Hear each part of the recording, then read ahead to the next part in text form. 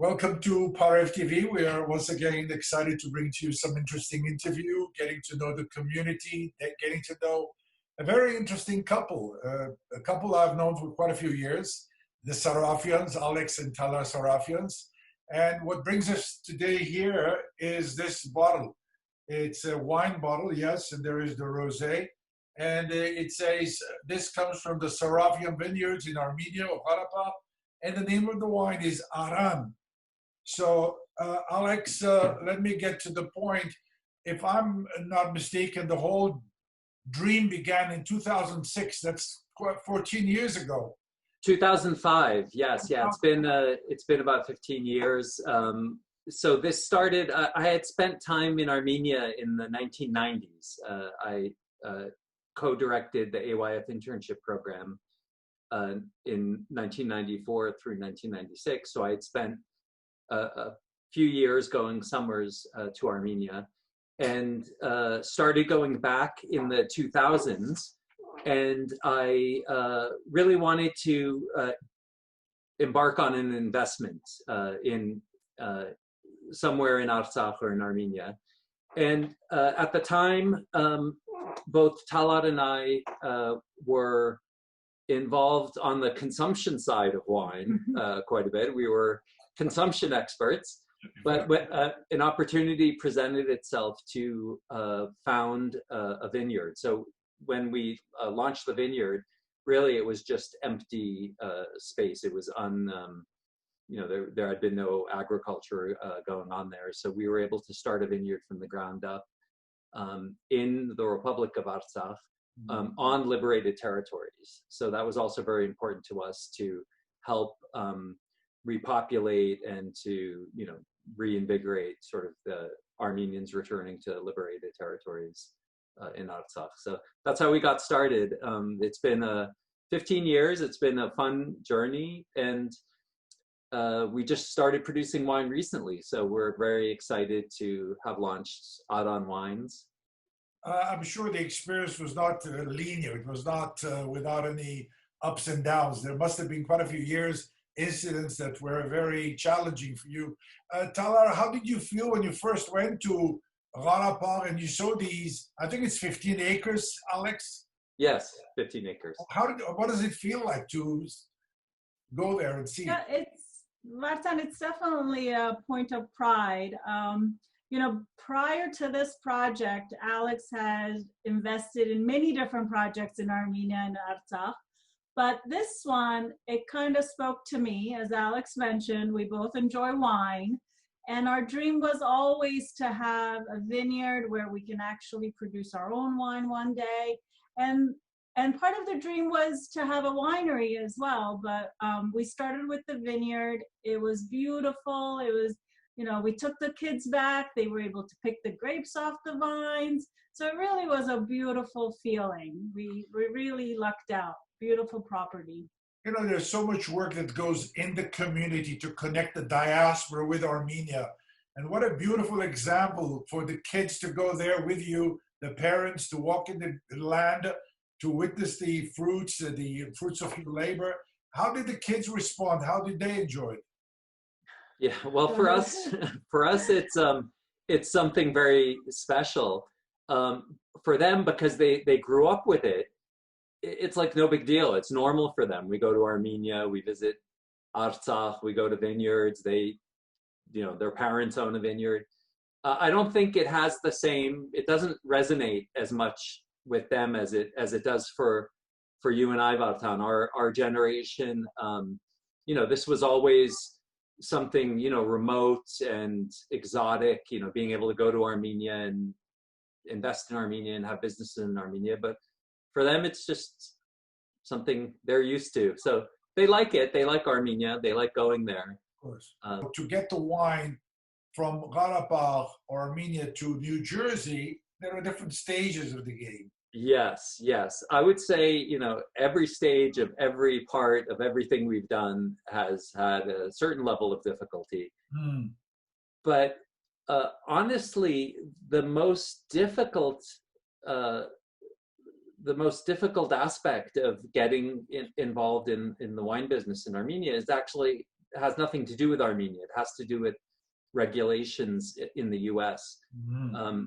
Ever since prohibition was lifted, the U.S. has a 3-tier alcohol system, and what that means is there's licensing for importers, licensing for distributors, licensing for retailers. Every state has different regulations.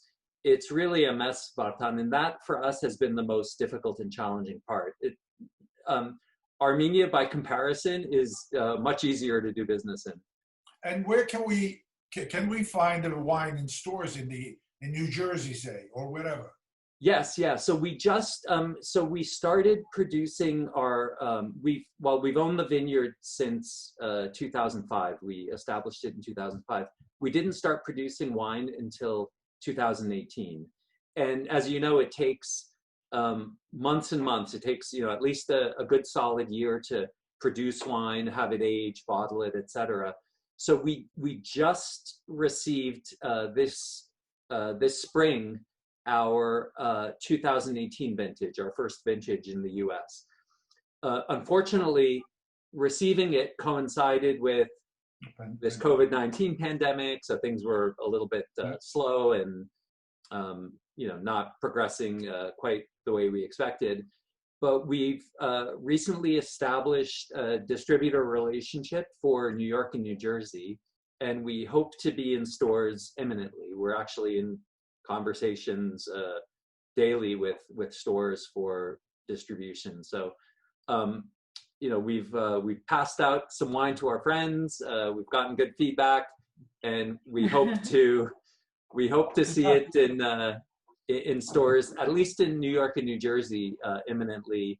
We're targeting Massachusetts and California next, and then we hope to be in states like Michigan, Pennsylvania, Florida, and other places. Talar, there are 2 bottles behind you. I can see it very clearly. Yeah. Tell us what kind of wines are these, and the names or the quality. How many different types do you have? So what you see behind us right now are 2 bottles that we have here in the U.S. It's a red and a rosé.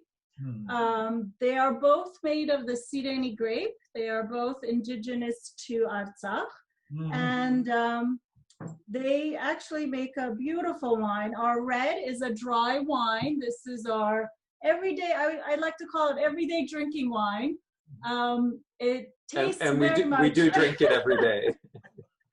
It tastes very much like a Cabernet. It's a big, bold, dry wine, and it's very smooth. You do have to let it breathe for a few minutes, but it opens up nicely, very smooth, very easy drinking, and we really, really are happy with the way it turned out. And our rosé is also made of the same grape, Sireni grape, and this is wonderful for the warmer weather when it's nice and hot out. You can enjoy it with a little bit of ice or just cold out of your fridge.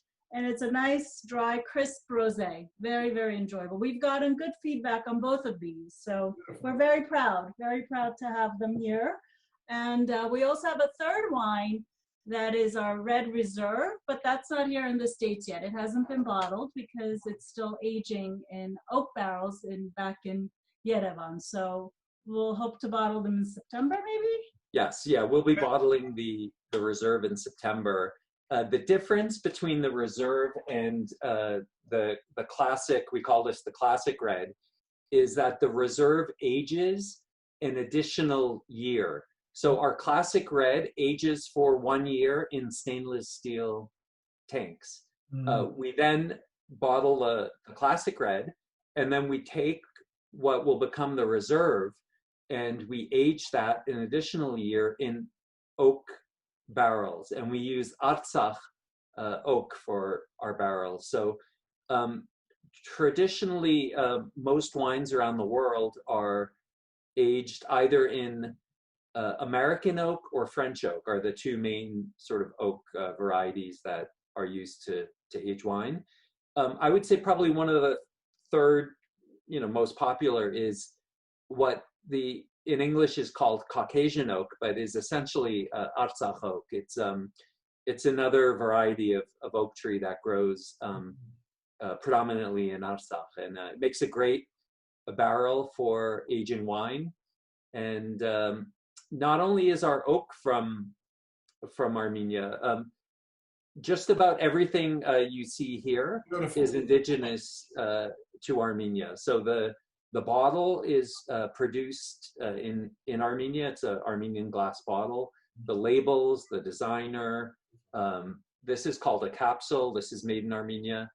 The grape that we use, as Talar mentioned, is Sireni.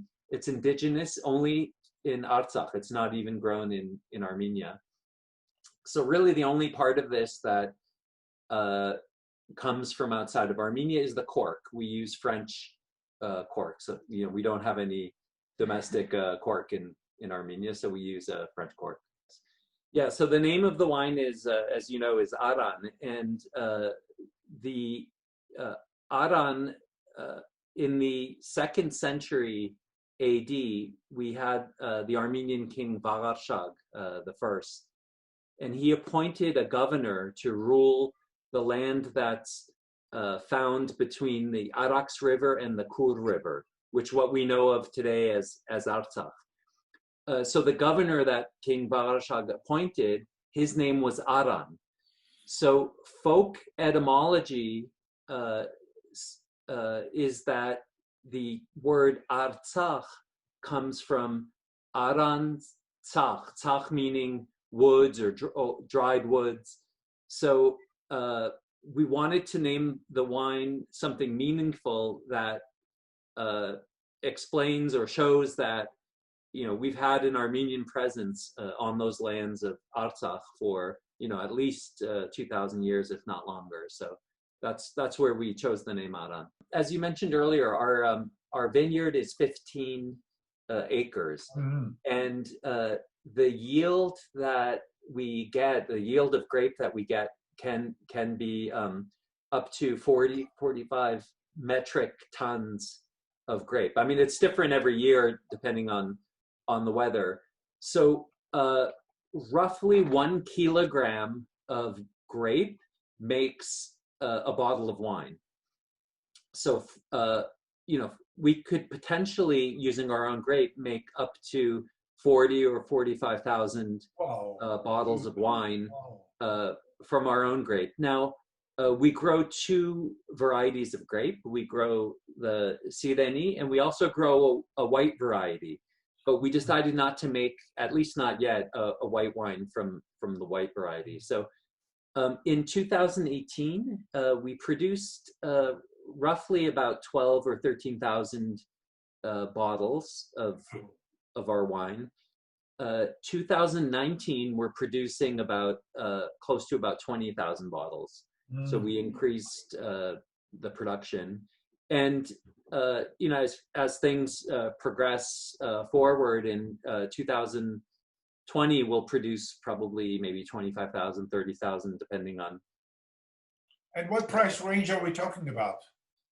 So we, as producers and importers, we're licensed importers in the U.S. We don't set the retail pricing. That's up to the stores and the restaurants and things. But we anticipate it being in the $18 price range. So based on what we're selling at wholesale, we anticipate retailers will be selling it for around 18. Alex and Talar, you both know how the Armenian community rallies around Armenia. Let's send the checks, let's send the money, let's send the aid for 30 years. And nowadays the music has changed from aid to trade. My question to you, Alex, with this experience of producing the wine, there was a lot of investment. There's a question of trusting people there. How have we moved forward? Where are we in life in terms of investing in Armenia, and how reliable are these investments? Yes, that's a great question, because I know people have had mixed experiences over the years. So all of the investments that we've done personally as a family have actually been in Artsakh, and either maybe luck, or because we know a lot of people. we've just we've had positive experiences. In other words, not all of our investments have been successful, but they haven't been, the ones that haven't been successful have been for legitimate reasons. They haven't been successful. So, as you know, we also have invested in a hotel in Shushi. We have the vineyard. Now we're making wine. There are other investments we've made as well. So, I would encourage people to explore if they are interested in investing in Armenia. I encourage them to explore, visit, talk to people. As with anything in this world, right? You can't just jump in blindly and because it's our homeland, expect that everything is going to work Absolutely. out. I can say though that over the past year or two, with the revolution in Armenia, the Velvet Revolution, that the climate has changed. It is more open in terms of being able to do business. Mm-hmm. Armenia is advancing very rapidly. It's modernizing very rapidly. And, the climate is there. So if people are interested in making serious investments, it's possible for them to do so. Talar, just in closing, what is the experience like and what is your message to the public? Whether you sell the wine, whether you encourage them to go to Armenia to invest, what is your message in closing? I would like to say that this has been a great experience, really. Like I said before, out of all of our investments in Armenia and in Artsakh, this has been a truly wonderful experience, maybe because it's a project of passion for us. We really enjoy not only drinking the wine, but making the wine. It's been a fun process, and we're very happy with the way it turned out. We're happy drinking it, and we're happy sharing it with people. So I'm hoping that once we hit the stores, everybody else will agree and support winemaking in Armenia. There are some really wonderful wines coming out of Armenia now, so I support all of them. Yeah, I will add, Vartan, that the wine industry, it's very organic and tied to the earth, from growing the grape and cultivating the land to nurturing it to the point where you harvest it.